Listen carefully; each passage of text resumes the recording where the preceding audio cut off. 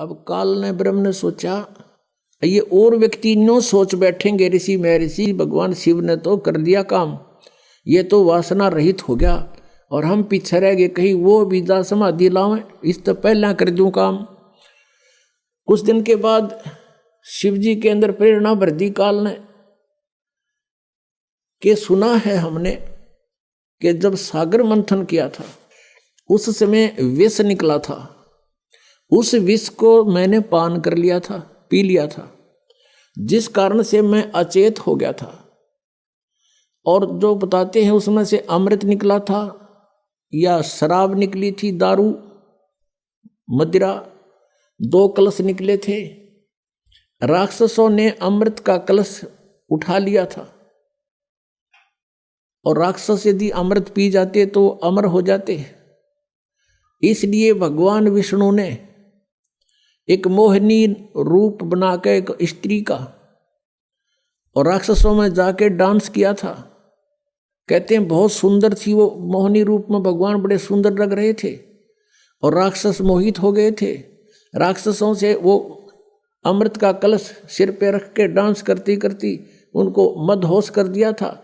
वो कलश दूसरी तरफ पकड़ा दिया था और मदिरा का कलश सिर पे रख के वापस उनको दे दिया था। तो उस समय भगवान विष्णु कहते हैं मोहिनी रूप में बड़े खूबसूरत लग रहे थे। अब भगवान शंकर के मनमाई के भगवान विष्णु के पास चलते हैं, क्यों ठाली हो गया था ना पार्वती साथ में, तो चलो वहां बातचीत करते हैं और उनसे वो रूप देखूंगा। अब मैं होश हवास में हूं भाई, उस रूप को पूछूंगा कैसा रूप था, एक बार बना के दिखाओ। इस उद्देश्य से भगवान शिव जी आगे विष्णु जी के लोक में और बैठ गए उनकी पौड़ी में आके, उनके गेस्ट रूम में बैठ गए। विष्णु जी पता लगा अंदर से आए, कुशल मंगल हुई। कुछ देर के बाद भगवान शिव ने अपना उद्देश्य जाहिर किया, प्रकट किया कि मैं इस उद्देश्य से आया हूं। मैंने सुना है कि आपने सागर मंथन के समय एक बहुत सुंदर मोहिनी रूप बनाया था। भगवान मैं देख नहीं सका था, आज कृपा मुझे वो रूप बनाकर दिखा दो। भगवान विष्णु हंसने लगे कि हे भोलेनाथ, वो तो कोई सर्कमस्टांस थे और जब वो बनाना पड़ गया, ये बताओ नी रूप बनाऊं, कोई बात हुई या मुझे शर्म लगेगी। अब भगवान शिव जी कहने लगे कि जब तक आप मुझे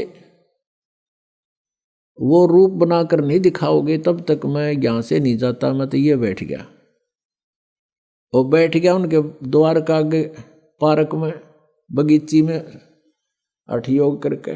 भगवान विष्णु ने सोचा कि 88,000 वर्ष तक ये उड़ा बैठ के आ गए, अरे भी इसने आड़े चमटा गाड़ दिया, ये उठे नहीं। इससे पीछा छुटवाने के लिए भगवान विष्णु ने कहा, वहां तो उनसे कहा कि नहीं ऐसा नहीं हुआ करता, ये मुझे शर्म आती है, मैं नहीं ऐसा कर सकता। यूं कह के अपने घर में अंदर चले गए महल में। वहां से अंतर ध्यान होकर और उसी बाग में, सामने भगवान विष्णु का बाग था उस रेस्टोरेंट का, उसमें कुछ दूरी पर एक सुंदर लड़की का रूप धारण कर लिया। और भगवान शिव जी की दृष्टि जब पड़ी, भगवान शिव जी उठ कर चाल पड़े हैं और वो मोहिनी रूप आगे आगे चलने लगा, वो पीछे पीछे। भगवान ने भी स्पीड पकड़ दी, अच्छी दूर तेजी से चलने लगा और वो कभी वृक्षों से इधर हो जावे, कभी इधर से, और जाके भगवान शिव ने उसका हाथ पकड़ लिया। पहले भगवान शंकर पूछ रहे थे विष्णु जी से कि ईसा मोहिनी रूप के हो गया, सारे बावले बना दिए हुए राक्षस, उन सेना रहे आग भी, तो उसने कलश भी बदल दिया, ऐसे कभी हो सकता है, न्यू कह रहे थे। तो जब उसने देखा भगवान शिव जी नो सीधे चल पड़े, लड़की तो ऐसे ऐसे चल रही है छड़ों से कांटों से बच के, और भगवान शिव जी सीधा कांटा में गौ लिया बाईपास, और जाकर उस लड़की का हाथ पकड़ लिया। जो ही उसने हाथ छुआ उसी समय भगवान विष्णु जी अपने रूप में खड़े हो गए और हंसने लगे। अग भोलेनाथ उनको न्यू मूर्ख बना दिया, जैसे इतने काटे भी ना दिखे, माँ छड़िया में कहा गया सीधा। और उधर से वह वासना कित गई, तेरी 88,000 वर्ष डरे ढोकाया तू, कहाँ गई वो साधना तेरी। इसके विषय में परमेश्वर कबीर जी कहते हैं, जैसे अग्न काष्ठ के माही है व्यापक पर दिखे नाही, ऐसे कामदेव पर चंडा व्यापक सकल दीप नो खंडा।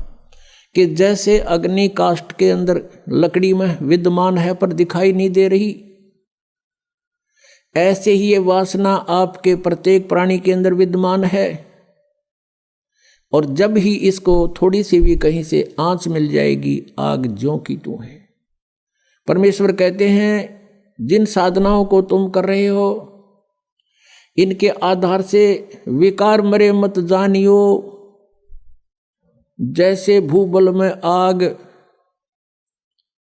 जैसे गोस्सा होता उपले, या कोई अग्नि को जो लकड़ी जल जाती है, धंधकती रह जाती है, उसको अंगार बोलते हैं।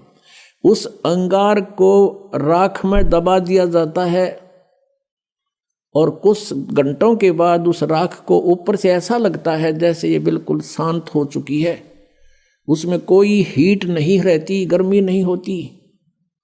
और जब उसको निकाला जाता है तो वो आग, वो लकड़ी पहले से भी अधिक तेज मिलती है, धंधकती मिलती है, वो कोयला। तो यहाँ परमात्मा कहते हैं, जो साधनाएं तुम करते हो ये व्यर्थ प्रयत्न डले ढो रहे हो। विकार मरे मत जानियो, जो भूबड़ में आग, ये थोड़े से दिन शांत हो जाते हैं और जब भी अवसर आता है ये नो के नो एज इट इज मिलते हैं। इनका तरीका बताया परमात्मा ने, जो हम साधना बताएं और ज्ञान आधार से ये आपके जो विकार हैं ये शांत हो जाएंगे और धीरे धीरे ये बिल्कुल नॉर्मलाइज हो जाएंगे।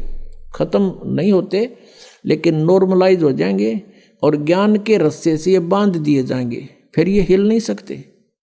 अब कितना ही शरारती पशु है, उसने अच्छा करड़ा बांध दिया मोटे रस्से थे, वो करें जाएगा फूं फूं, अपनी थोड़ी बहुत रेंज होती है उसकी, तो वो हानि नहीं कर सकता। ऐसे ये परमात्मा के ज्ञान से और इस भक्ति की शक्ति से ये ऐसे कंडम हो जाएंगे।